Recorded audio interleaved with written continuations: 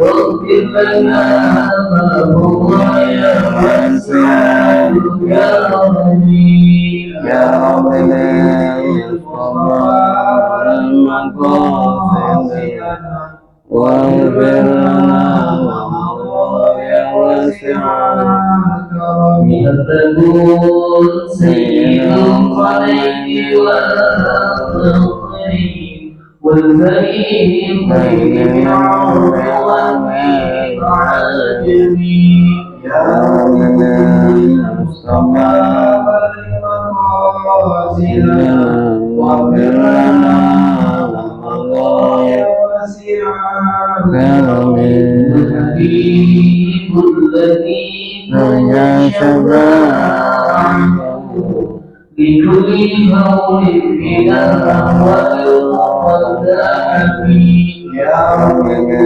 المصطفى يا مغفر لنا واغفر لنا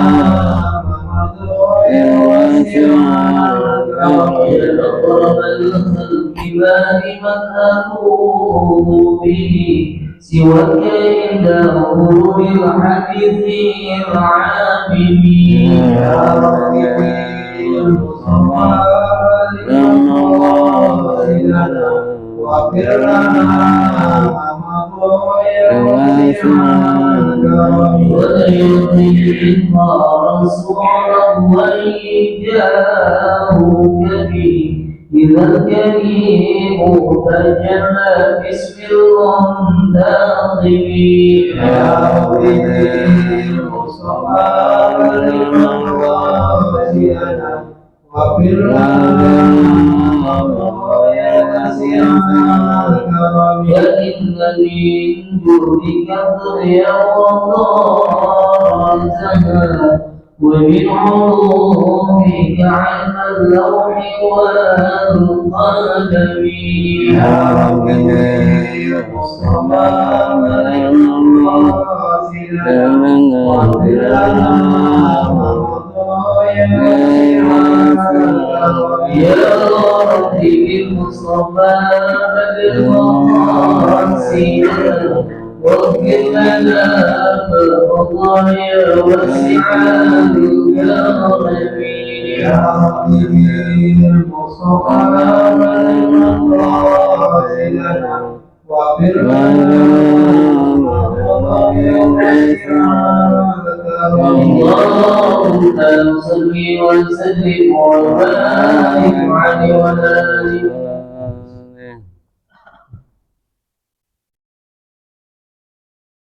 Assalamualaikum warahmatullahi wabarakatuh.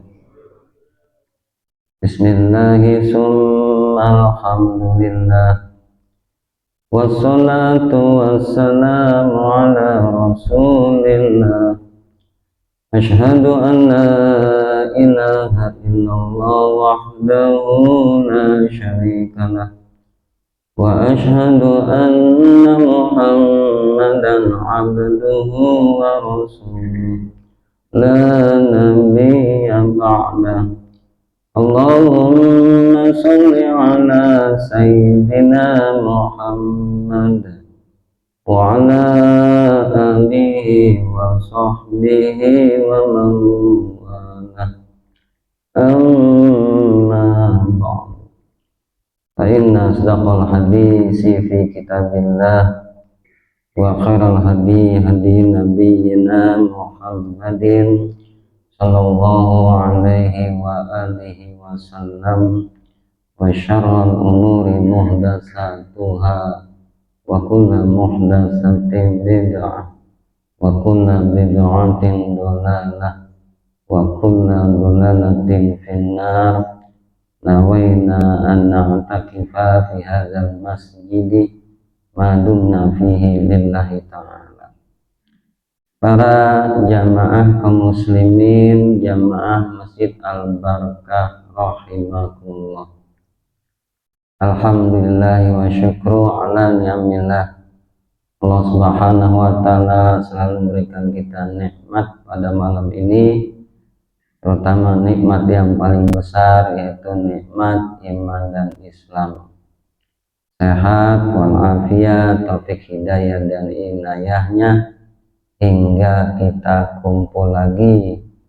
Tanda syukur diberikan oleh Allah Subhanahu wa Ta'ala, yaitu nikmat akal.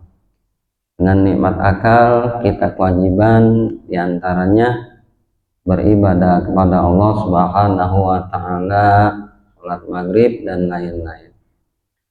Salat dan salam kita haturkan kepada Nabi kita, Nabi Muhammad Sallallahu Alaihi Wasallam.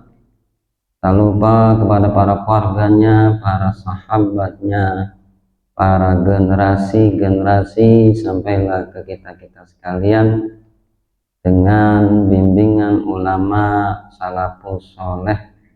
Insya Allah kita mendekati daripada sunnah-sunnah Rasulullah Sallallahu Alaihi Wasallam.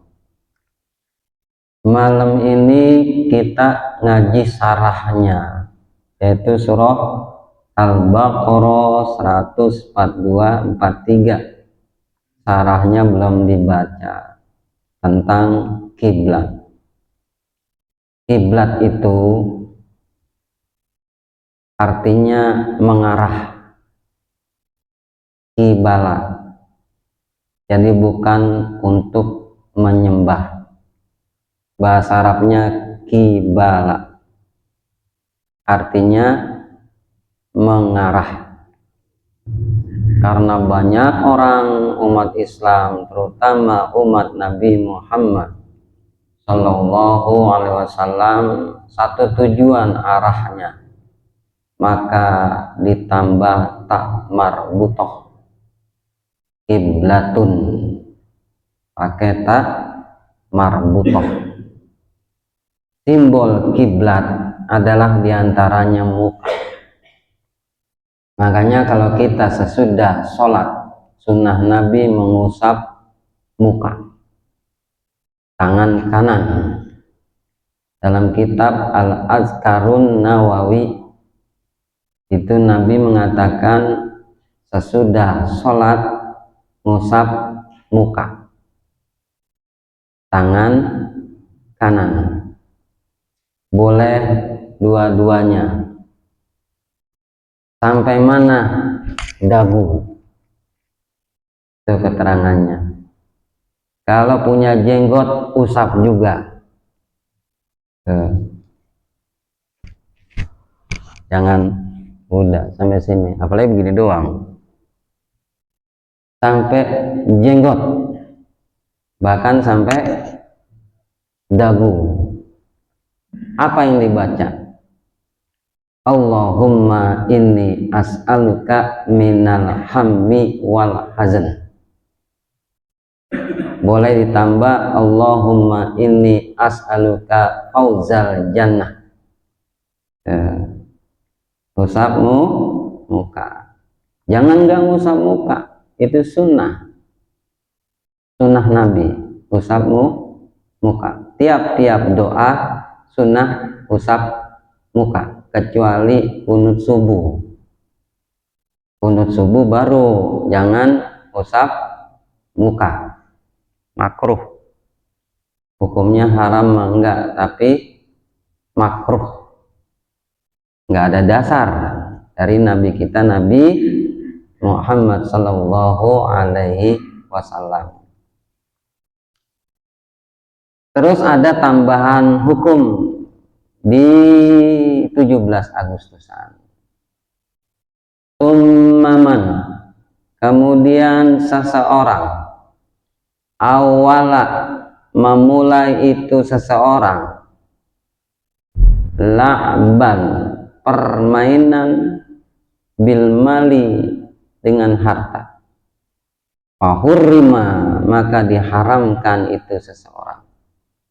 Jadi permainan dimulai dengan daftar, diharamkan. Yo catur yo, daftar yo, 20.000 satu orang, diharamkan. Karena termasuk judi. Termasuk apa? judi, satu kampung dapat dosa. Mumpung bulan Agustusan, jangan ada daftar-daftaran. Kalau sampai terjadi, maka dua dosanya. Dosanya berapa? Dua. Yang pertama panitianya, yang kedua dana orang, dana donatur dipakai buat judi. Tanggung jawab, hati-hati, amanah dari Allah Subhanahu wa Ta'ala. Dan ingat, kemerdekaan kita itu bukan dari siapa-siapa. Sejarah itu dari santri. Pas merdeka Indonesia dijajah lagi, Indonesia nggak bisa. Baru merdeka mau dijajah lagi. Akhirnya santri bergerak, bersatu, dipimpin sama Kiai Hasyim Asy'ari. Terjadilah gerakan Hizbullah, diantaranya Bung Tomo. Santri yang bunuh-bunuh itu orang Belanda, orang Islam. Kenapa sekarang kok seperti dikotak-kotakan antara 17-an dengan agama? 17-an, agama-agama tuh sekarang. Padahal dulu siapa yang berjuang? Santri. Itu perlu ditandai. Jadi sekali lagi bersyukur kepada Allah, jangan dengan pemaksiatan. Dosanya berapa? 2. Takutlah kita kepada Allah Subhanahu wa Ta'ala. Ibnu Katsir rahimahullahu ta'ala berkata, kilal muradu, yang dimaksud bisufahai yaitu orang-orang bodoh, hahuna di sini. Siapa itu akan berkata orang-orang bodoh dari golongan manusia? Musyrikul Arabi, yaitu orang musyrik dari bangsa Arab. Jadi dulu bangsa Arab yang mengatakan orang Islam itu nyembah Ka'bah, nyembah kiblat, bukan nyembah Allah. Orang Arab. Qalahu Zujaju, sebagaimana telah berkata Al-Imam Zujaju. Wakila, dan ada yang mengatakan, siapa itu orang-orang yang bodoh yang mengatakan bahwasanya orang Islam nyembah kiblat? Ahbaru Yahudi, yaitu pendeta-pendeta orang Yahudi. Ini pendeta-pendeta yang pendeta Markus, bukan pendeta yang dulu-dulu. Jadi kurunnya jauh tuh, Nabi Isa sama Markus. Tapi dia berani nulis di kitab namanya Markus, padahal kurunnya jauh banget. Kok bisa-bisanya dia dapat wahyu dari Nabi Isa? Kalau kita nih benar-benar kami dapat hadis dari Rasulullah sampai teliti. Makanya Islam doang yang teliti benar. Sampai di kitab Kifayatul Akhyar, Imam Mujani salah tulis naubatun. Karena dulu begitu aja tuh, nggak ada titik nun di atas, nggak ada titik ya di bawah, begitu aja tuh. Bu gini, ba tak, ba juga nggak ada titiknya. Imam Mujani nulis begitu naubatun, dikritik keras. Innahu saha, Imam Mujani salah tulis. Bayangin titik aja, Imam Mujani nulisnya naubatun, ternyata yaumun. Ternyata yaumun, tapi nulisnya tuh saking disiplinnya ilmu. Saking disiplinnya ilmu, titik aja diteliti sama ulama soleh. Makanya kembalilah kita ke ulama salafus soleh, kitab-kitab klasik, cetakannya banyak tapi tulisannya diteliti. Kitab klasik itu terbagi satu matan, nggak bisa dia diutak-atik. Sesudah matan ada sarah, sesudah sarah ada hasiah. 3 nih kitab kuning, nggak mungkin matanya diutak-atik, sarahnya nggak bisa dibohongin, sarahnya diutak-atik, hasiahnya nggak bisa dibohongin. 3. Kalau mau tahrif merubah kitab kuning, maka harus 3-3-nya, nggak bisa dibohongin kitab kuning. Sampai naubatun, ternyata Imam Muzani disalahin, bukan naubatun tapi yaumun. Tuh pentingnya kitabku kuning, kitab salaf. Jangan beli-beli yang udah ada terjemah, banyak perubahan, apalagi yang ngarangnya orang-orang ada kepentingan, orang partai, orang macam-macam, pasti digiring buat ke situ. Tuh, uniknya kitab kuning, walaupun banyak cetakannya tapi ada unsur 3, nggak bisa dirubah-rubah. Jadi ada yang mengatakan orang-orang bodoh itu adalah pendeta Yahudi. Qalahu Mujahidu, ini perkataan Imam Mujahid. Waqilal munafikuna, ada yang mengatakan orang-orang munafik. Orang-orang munafik yang dianggap termasuk sebagian dari bodoh, yaitu menganggap kiblat Ka'bah itu sembahan. Qalahu Siddi, ini perkataan Imam Siddi. Wal ayatu amatun, bermula ayat ini adalah umum. Fiha ulai kullihim, di semua, tegasnya semua. Kulnya itu taukid. Jadi ayat ini umum, ada ayat umum, ada ayat khas. Ada ayat umum, ada ayat khas. Ayat khas itu kekhususan Nabi. Jangan kita utak-atik. Di antaranya Nabi punya istri 11. Itu ayat khas. Ayat umum baru kita ikuti. Nah, ini ayat umum untuk kita-kita. Wallahu a'lam, dan bermula Allah yang maha mengetahui. Qala Bukhari, berkata Imam Bukhari sama Imam Muslim, dia punya kitab yang kitabnya itu masyhur sahih. Sebenarnya ada sesudah Bukhari Muslim ada kitab nyusul namanya Al-Mustadrak. Al-Mustadrak artinya nyusul. Al-Mustadrak itu karangan Imam Hakim sesudah Bukhari Muslim. Imam Hakim ngarang kitab namanya Al-Mustadrak. Al-Mustadrak artinya susulan atau nyusul sesudah Bukhari Muslim. Nah, ini dipakai dalam fikih-fikih.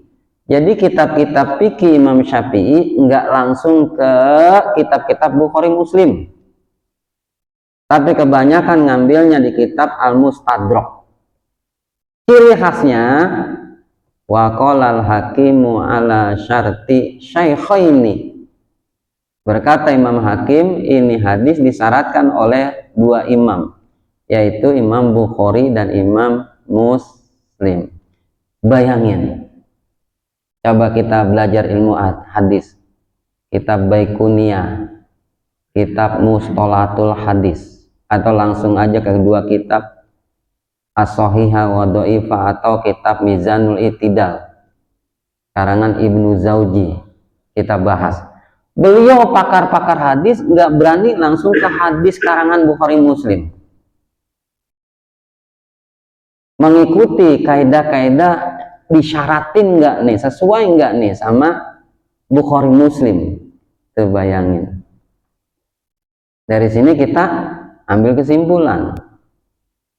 1, kita berani nyebutin hadis Bukhari Muslim tanpa tidak menyebutkan Bukhari Muslim. Hadisnya sahih. Perawinya siapa? Nggak tahu. Dibilang sahih aja. Padahal Ibnu Mubarak mengatakan al-isnadu minad dini. Sanad itu sebagian daripada agama. Dikhawatirin ketelitian, kedisiplinan dalam Islam kita lama-lama hilang. Kabur sabda Nabi kita nggak dibilangin perawinya. Nih, kedisiplinan bisa hilang. Nah, qala al-Bukhari, berkata Imam Bukhari,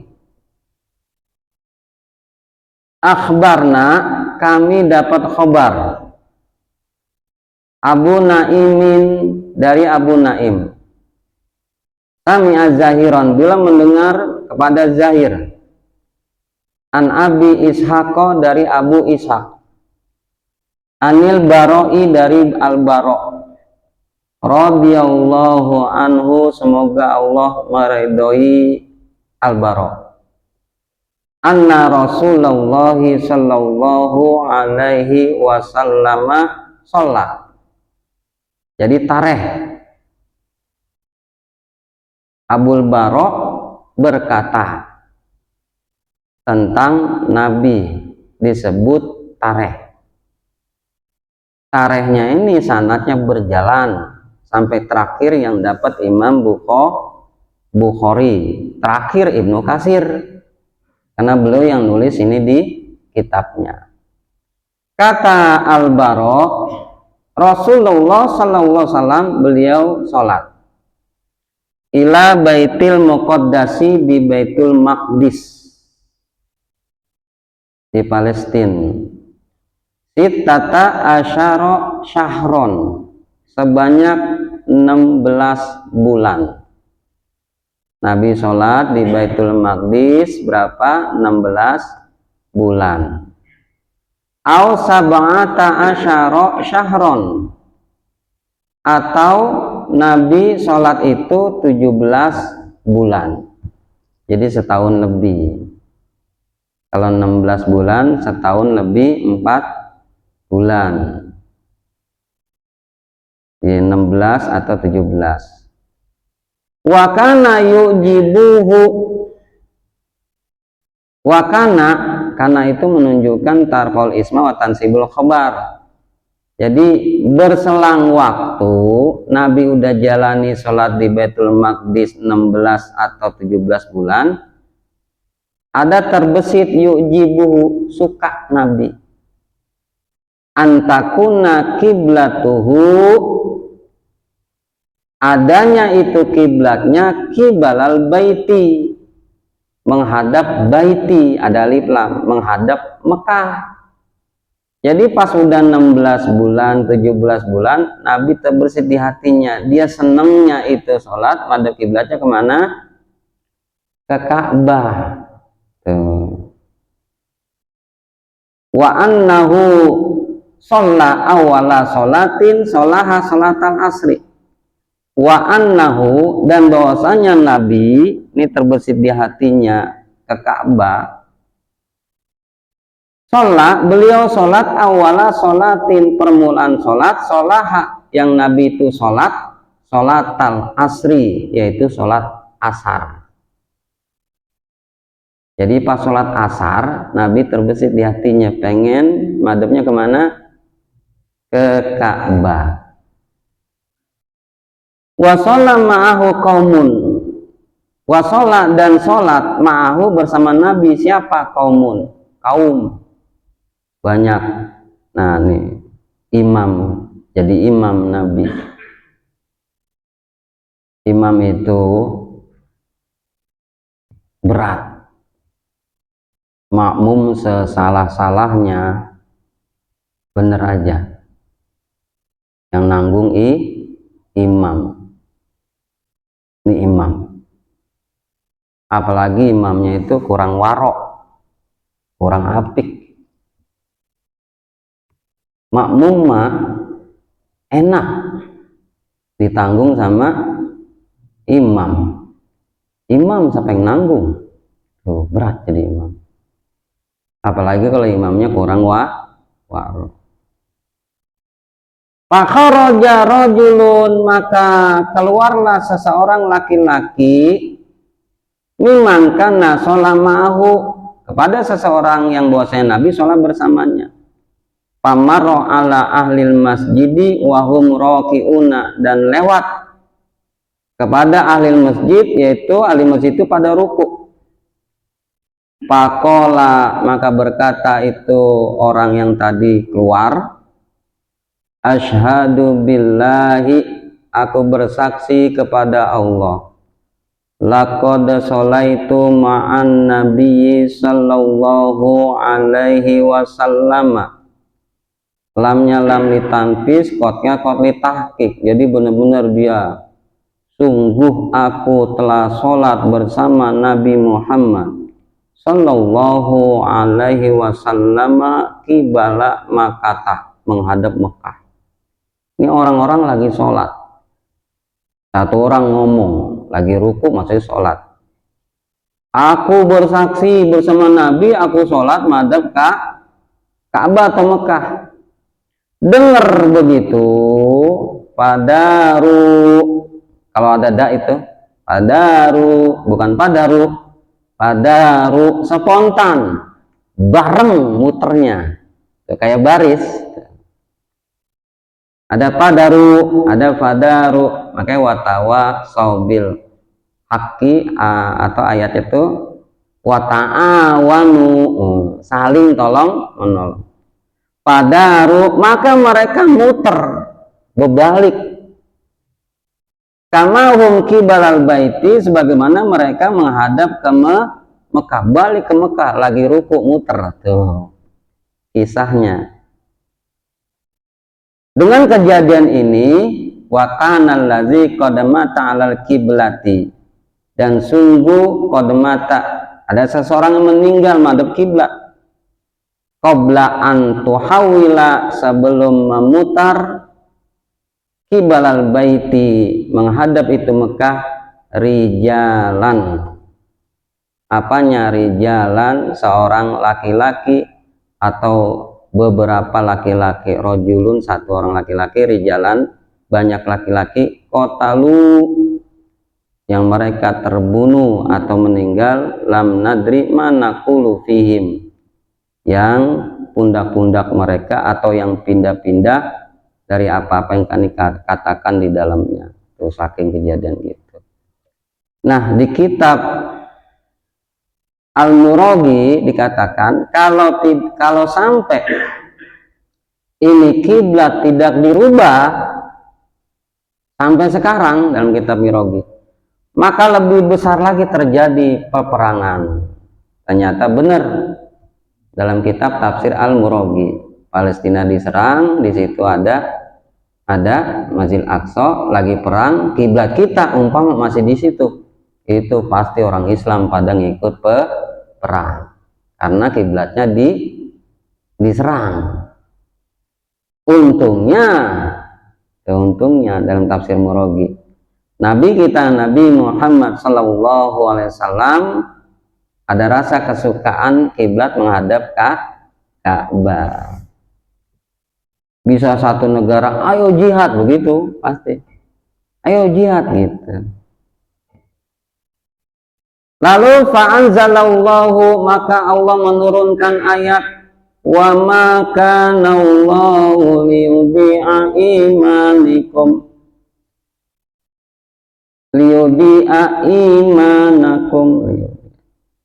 innallaha bin-nasi laraufur rahim. Wa ma, dan tidaklah kana Allahu, adanya Allah, liyudhi'a, menyempitkan, Allah imanakum, iman mereka. Jadi orang-orang yang meninggal itu dianggap beriman. Innallaha, sesungguhnya Allah Ta'ala, bin-nasi, kepada orang-orang, nas itu maksudnya orang-orang meninggal tadi, la raufur rahim, Allah maha pemaaf dan maha penyayang. Terakhir di sini dikatakan, infirada bihil Bukhari min hazal wajhi. Al-Imam Bukhari menyendiri menjelaskan ini hadis min hazal wajhi, dari arah-arah wajah. Warwahu Muslimun, dan meriwayatkan ini hadis keterangan tadi Muslimun, Imam Muslim, min wajhi akhara, dari arah-arah yang lain. Jadi segitu dikit-dikit, mudah-mudahan Allah Subhanahu wa taala memberikan kita ilmu yang bermanfaat, kita amalkan sedikit demi sedikit, amin ya rabbal alamin.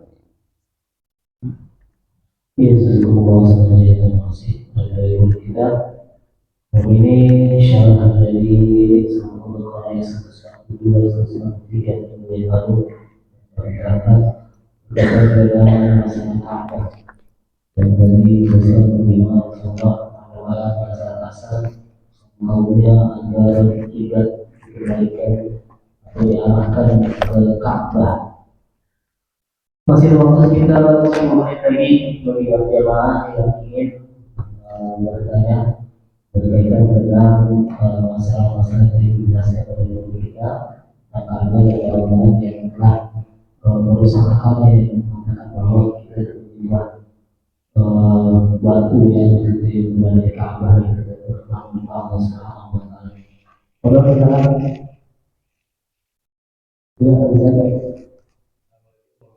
Waalaikumsalam.